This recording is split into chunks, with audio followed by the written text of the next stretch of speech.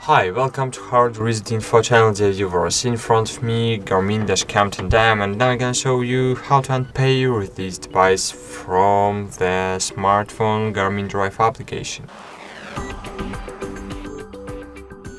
To do it, you need to open the settings in the Garmin Drive, click DC Tandem and scroll down. Of course, you can restore defaults of this camera and it will be automatically removed from your application.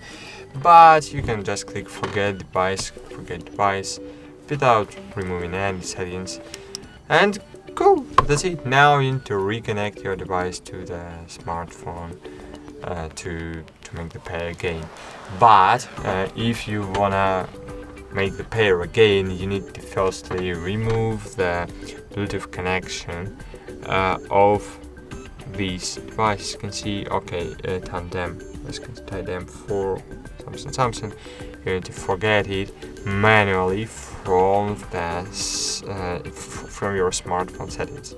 It's very important because you will not be able to connect your device, your Garmin camera, to your smartphone again when here you have the old tandem device, because after every connecting, your tandem camera is creating the new name. It's very important to remove old tandem if you wanna set up new tandem. So that's it.